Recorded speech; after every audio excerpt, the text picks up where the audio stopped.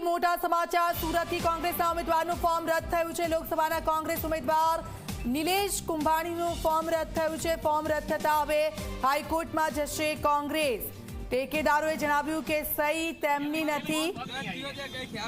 કોઈ રદ થયું નથી, તમે રદ થયું એમ કહો છો। કલેક્ટર ઓફિસે અમે તપાસ કરવા આવ્યા છીએ, કોઈ રદ થયું અમને કોઈ આ કલેક્ટર ઓફિસે કોઈ માહિતી નથી આવી રદ થયું છે। અમે તપાસ માટે આવ્યા છીએ।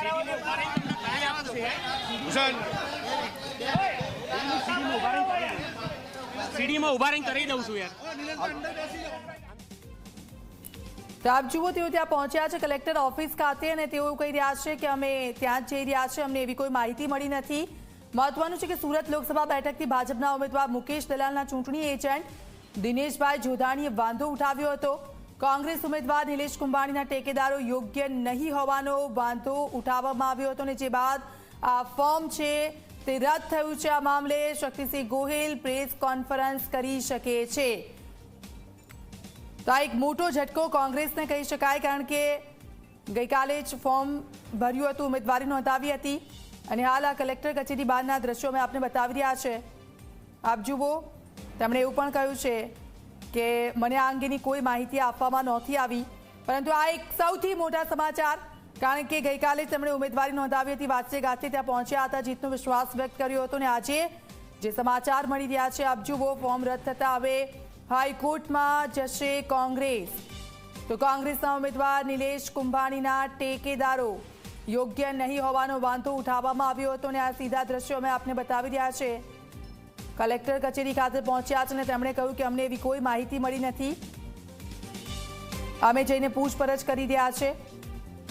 જે વાંધો ઉઠાવવામાં આવ્યો હતો ટેકેદારો યોગ્ય નથી તેનો, અને તે બાદ હવે ફોર્મ રદ થયું છે। આ મામલે શક્તિસિંહ ગોહિલની પ્રેસ કોન્ફરન્સ થઈ શકે છે।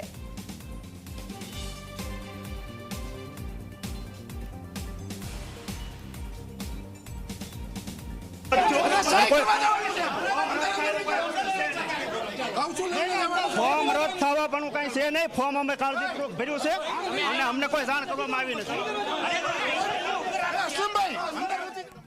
ના ના, કોઈ રદ થયું નથી, કોઈ ત્યાંથી માહિતી નથી આપી। તમે મીડિયાવાળા બધા કહો છો, હું સ્થળ ઉપર આવ્યો છું, કલેક્ટર ઓફિસે જાવ જ છે, કોઈ રદ થવાનું કારણ જ નથી। ના ના, કોઈ ટેકેદાર વાંધો નથી લીધો, અમે સ્થળ ઉપર જઈએ છીએ આગળ બધા। સુરેશભાઈ બધા અમારી સાથે છે, બધા અહીંયા આવી ગયા, સ્થળ ઉપર જ છે, બધા જાય છે, બધા ટેકેદારો બધા સ્થળ ઉપર જ છે। કોઈ રદ થયું નથી, તમે રદ થયું એમ કહો છો। કલેક્ટર ઓફિસે અમે તપાસ કરવા આવ્યા છીએ, કોઈ રદ થયું અમને કોઈ આ કલેક્ટર ઓફિસે કોઈ માહિતી નથી આવી રદ થયું છે। અમે તપાસ માટે આવ્યા છીએ।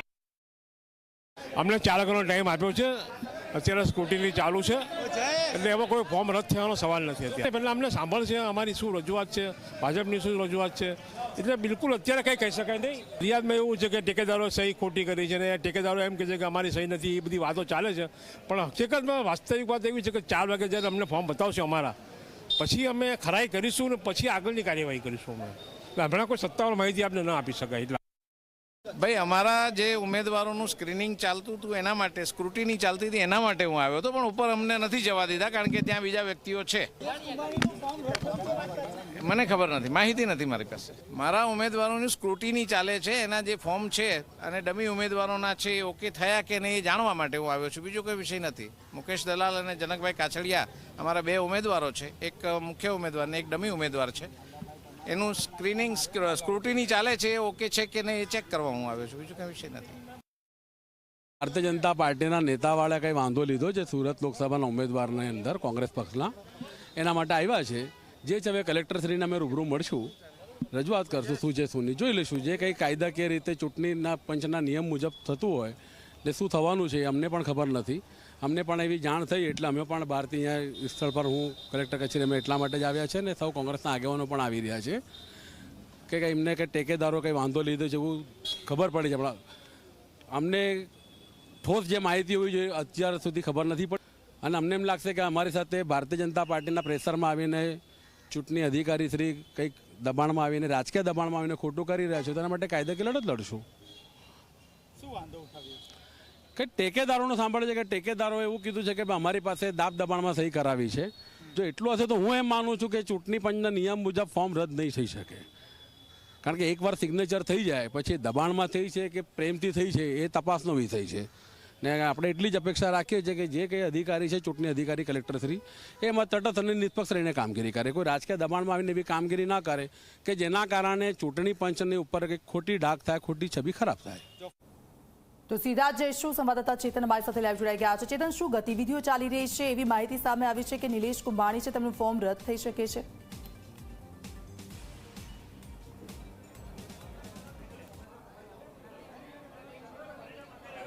જી, કોંગ્રેસમાં તે છેલ્લા દિવસે ક્યાંક ને ક્યાંક ટેન્શનમાં વધારો થયો હોય તેવા દ્રશ્યો સામે આવી રહ્યા છે. ખાસ કરીને સુરત લોકસભાની બેઠકની જો વાત કરીએ તો કોંગ્રેસ દ્વારા નિલેશ કુંભાણીને અહીંથી ઉમેદવારી નોંધાવવા માટે કહેવામાં આવ્યું હતું. કલેક્ટર કચેરી ખાતે નિલેશ કુંભાણી સહિત 3 થી 5 જેટલા જે ડમી ઉમેદવાર છે તે તેમની સાથે ફોર્મ પણ ભર્યું હતું. જો કે આ વચ્ચે ક્યાંક ને ક્યાંક તેમનું જે ફોર્મ છે તે ફોર્મ રદ થયા હોવાના જે અહેવાલ છે તે અહેવાલ મળી રહ્યા છે. આપણી સાથે અસલમભાઈ જોડાયા છે. અસલમભાઈ, શું ફરિયાદ મળી હતી? હા, તપાસ અમને એવી ખબર પડી કે ભાઈ અમારા જે કોંગ્રેસનો ઉમેદવાર છે નિલેશભાઈ કુંભાણી, એમનું ફોર્મ કંઈ રદ થાય છે. એમના જે ટેકેદારો છે એમને કંઈ અહીંયા રજૂઆત કરી છે કે અમારી સહી નથી કે એક્સાઇઝેડ જે હશે, અમને સત્તાવાર માહિતી નથી. કલેક્ટરશ્રી રૂબરૂ ઉમેદવારશ્રીને બોલાવ્યા છે, ઉપર ઉમેદવારશ્રી ગયા છે. જોઈએ સત્તાવાર શું જાહેરાત થાય છે.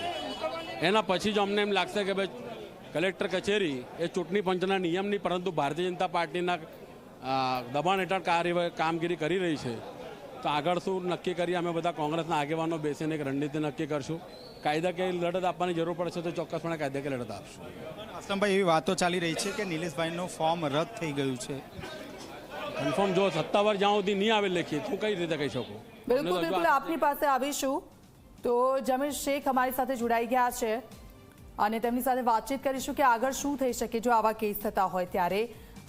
જમીરભાઈ, આપનું સ્વાગત છે ઝી 24 કલાકમાં. બોલો બેન. બિલકુલ એવી વાત સામે આવી છે કે નિલેશ કુંભાણી છે તેમનું ફોર્મ રદ થઈ શકે છે. જે ટેકેદારો હતા તે લોકો એવું કહ્યું કે આ સાઇન અમારી નથી, તો હવે આગળ શું થઈ શકે આમાં? બેન, handbook for returning officer 2023 publish by election commission of India મારી હાથમાં છે. એમાં ચેપ્ટર નંબર 6.7માં એવું લખ્યું છે કે પ્રિઝમ્પશન of validity. There is a presumption that every nomination paper is valid unless and until the contrary is prima facie obvious or has been made out. અહીંયા બેન આ ટેકેદારો 3 ટેકેદારો આવીને એવું કહે કે અમે સહી નથી કરી. એના જે સબસ્ટિટ્યુટ કેન્ડિડેટ છે, એના બીજા કેન્ડિડેટ કોંગ્રેસ પક્ષના, એના ટેકેદાર બી આવીને કોર્ટમાં એવું કહે કે અમે સહી નથી કરી. એનો મતલબ એવો છે કે આ બધા ટેકેદારોની ઉપર દાબ દબાણ કરીને પછી જે કોર્ટમાં કલેક્ટર સાહેબમાં રજૂ કરવામાં આવ્યા છે. તમને હું વિધાનસભા ચૂંટણીનો દાખલો આપી દઉં. અસલમ સાયકલવાલા ઉમેદવાર હતા કોંગ્રેસના અને આમ આદમીના ઉમેદવાર હતા કંચન જરીવાલા. કંચન જરીવાલાની પત્નીને એના ટેકેદારો આવીને કહેતા હતા કે અમારી સહીઓ નથી, દાબ દબાણ કરીને રિટર્નિંગ ઓફિસર સેડ કે ના હું ફોર્મ મંજૂર કરીશ. ત્યાર પછી કંચન જરીવાલાએ આવીને ફોર્મ વિડ્રો કરેલો. આવા ફ્લિમ્ઝી ગ્રાઉન્ડ ઉપર ફોર્મ રદ ના થાય. એટલે કોંગ્રેસ પાસે હજી રસ્તો છે? 100 રસ્તા છે અમારી પાસે. અચ્છા, 100 રસ્તા છે. એટલે બિલકુલ આપ પોતાની વાત પૂરી કરો. મારે તૈયારી કરવાની છે 4 વાગ્યાની હિયરિંગની, પણ મારા ગ્રાઉન્ડ મેં તમને શોર્ટમાં કહી દીધા છે. જો માન્ય ન રાખે તો શું કરશો આગળ? બેન, આગળની વાત તો હવે અત્યારે કઈ ના થાય, એ તો પછી ઉમેદવાર અને પાર્ટી નક્કી કરશે. હું અત્યારે ગ્રાઉન્ડ લેવલ ઉપર કામ કરતો વકીલ છું. મારા ગ્રાઉન્ડ આ છે. બિલકુલ બિલકુલ આપ અમારી સાથે જોડાયા તે બદલ આપનો ખૂબ ખૂબ આભાર. થેન્ક યુ બેન, થેન્ક યુ.